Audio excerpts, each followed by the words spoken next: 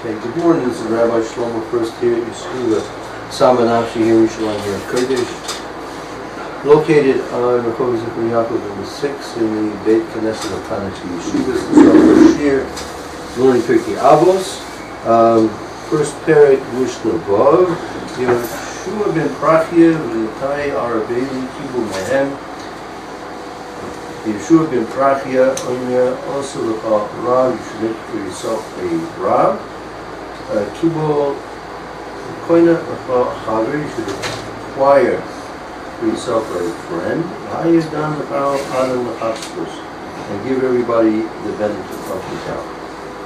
So we're learning the Rav Bartanura right now. He's going to bring down the parish of the Rambam. That's the 5th citation there on the Mishnah. Yeah. Who would like to read? You want to read? I was, Rav Bartanura. which is the 5th citation. There is Rashi's one. Yes. No, the Mishnah is the first. 1, 2, 3, 4.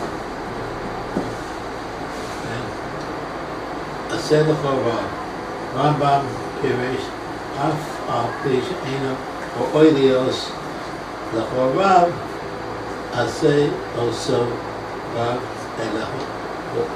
Lo Talmud, Lo Talmud, Ben Kol, Aseh, Ubein Atzmi.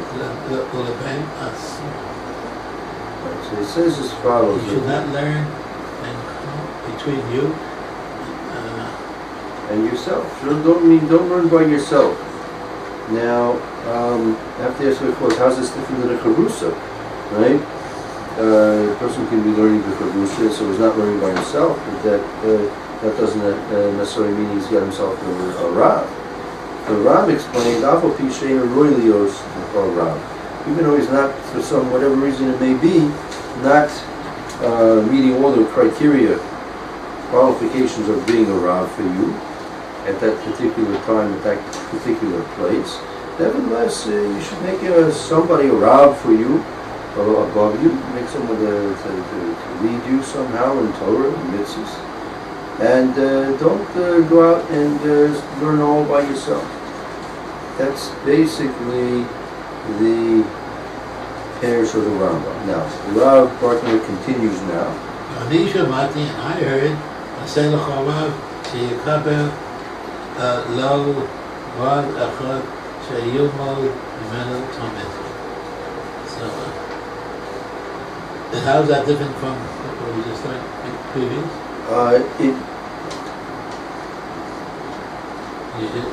To make a Rav, only one Rav, a specific Rav. Right, so you should learn from one Rav to teach him on a continual basis. ולא, just finish, ולא ילמוד היום היחד, מחר כן אחר. You should have one day you'll learn with Rabbi first, and the next day with Rabbi first. Okay?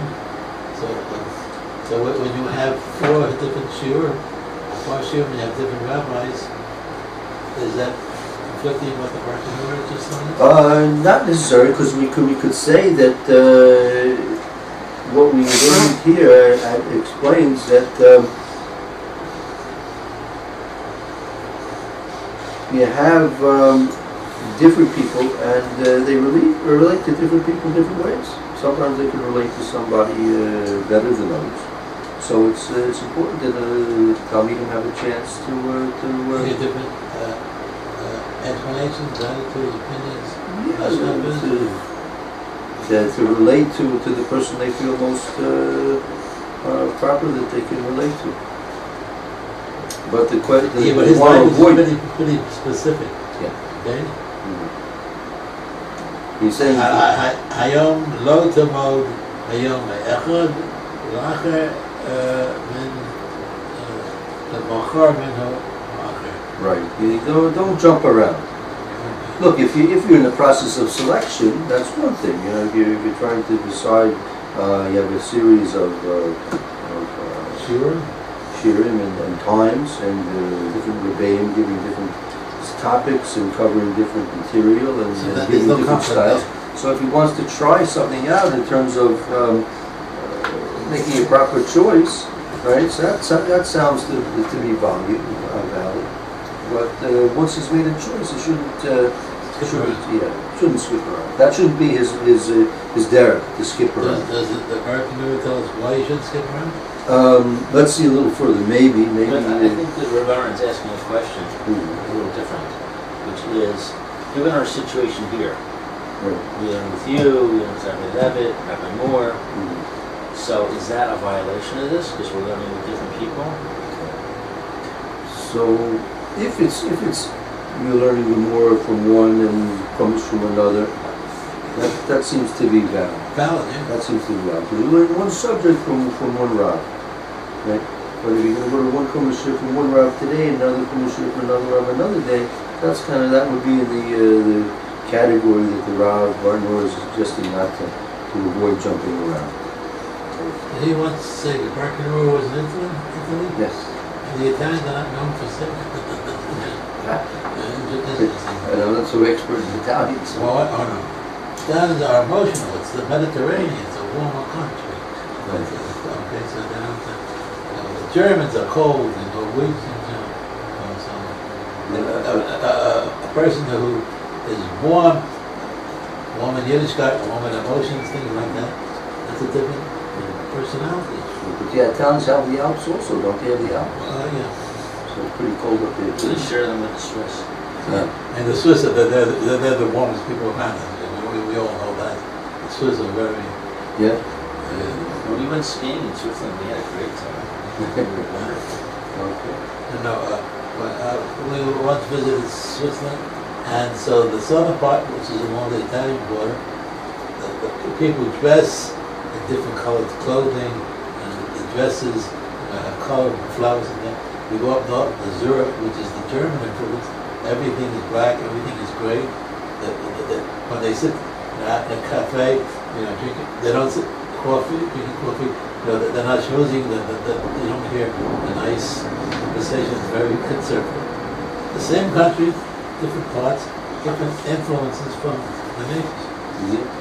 That's what the Rambam says. The Rambam says a person's going to be nimshach acher savibov. He's going to be intertwined by environment.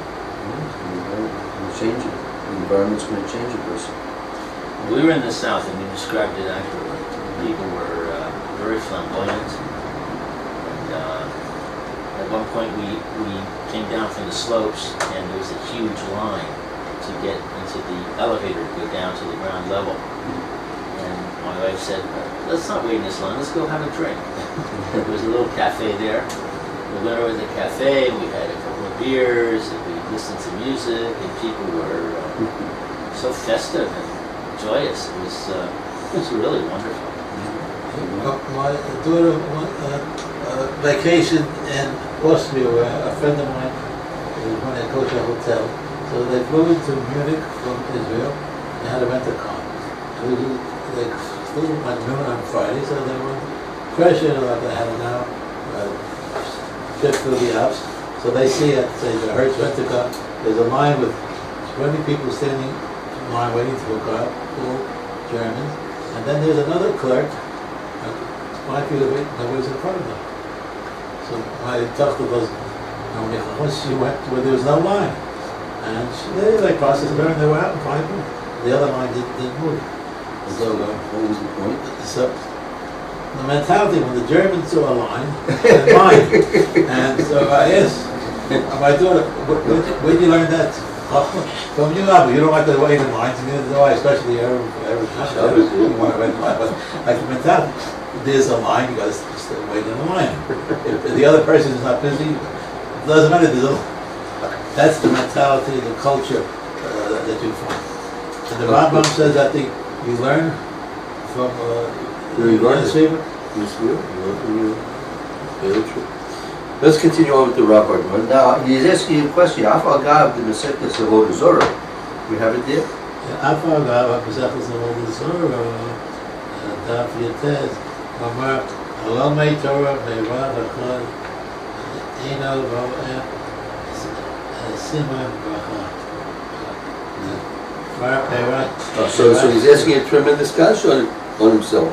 Shemati, he said Shemati, that what does it mean, Osachol Rav, you should make yourself a Rav. Shekibu lo Rav Echad. Shilu Imanu Tami, that you should acquire for yourself, get yourself a Rav, one Rav, and learn from him constantly. And not to learn one day from here, another Rav, and one day another Rav. Now it says, he's asking a kasha, the Gemara in Avodah Zarah says, a person who only learns from one Rav is not going to see a Simon Bracha. He won't have any blessing in his learning. So how can we reconcile the apparent contradiction? So our parashu has already been explained. Go ahead. Our parashu v'amru ani mile savra. Misvora. And that these words are theory, but not an actual practice. Well, no, it's meaning when it comes to svara, there are two types of aspects of your learning. One's in svara, what we call, and it's called mahalach hamakshava, a train of thought, the proper methodology. Okay. When you learn methodology, so you're learning methodology, you learn from one Rav. One Rav should teach you your methodology, because if you're gonna be exposed to several different and sometimes contrasting methodologies in a derek and limud, you get very confused. You'll never know how to approach a certain problem, right, with a direct approach without having doubts about what way to approach the problem. There are many different ways to approach a problem, right, and to approach a limud in Gemara, right. I'll give you one very, very basic example. It's a question whether or not, when you learn Gemara, do you learn the Rashis concurrently with the Gemara, or do you learn the Gemara without the Rashis, and then go back and learn the Rashis after you've learned the Gemara? Two very basic, both valid approaches to learning Gemara, right? And it can change the whole way that the shir is given, and the way the whole approach to the Gemara, the sugi, is going to be developed.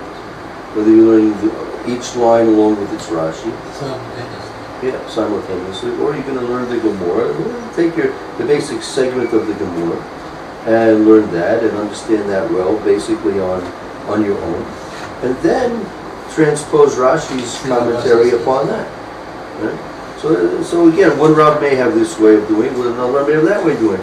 So if you've had experience with one of these two methods, and you've made it part of yourself, right? So then you'll also have a simon bracha, right? If you keep your one day going to shir that tells you the Gemara like that way, and the other day you're going to go to the shir, so you're going to be confused, and you're also never going to be able to develop a confidence in your own ability to learn and to approach the learning successfully, because you always have too many choices. Not good to have too many choices.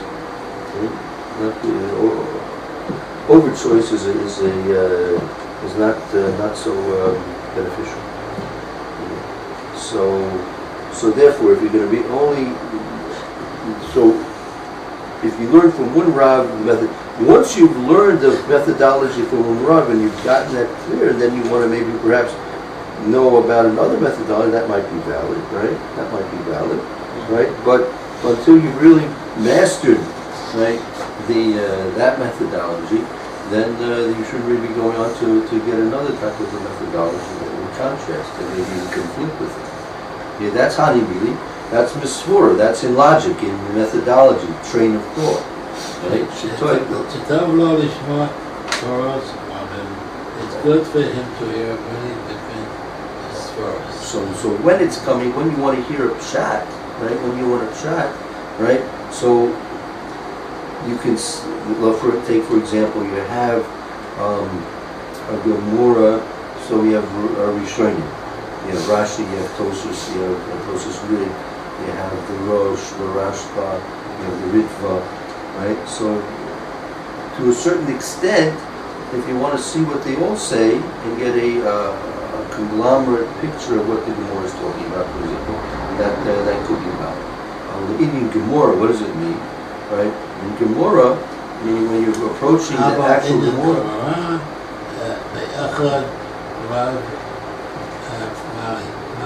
Ma'ali. That's it. It's advantageous from Milo. It's moil.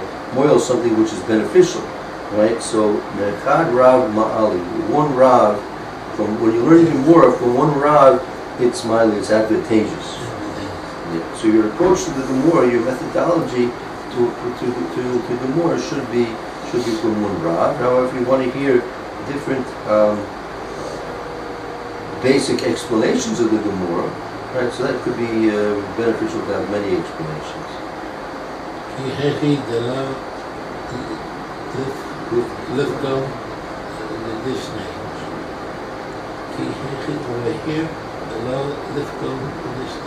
What's lifgom lishne mean? Okay, I would think that it's talking about the lifgom is to be like to have a corruption, right? Lishne in the learning. Well, lishne is more, I think, in the actual text. The Rav Bartanur could be referring to a time when a lot of things were learned Baal Peh. Yeah? That was Baal Peh, so you have to get everything clear according to one basic text, not to have different texts competing with each other. Right?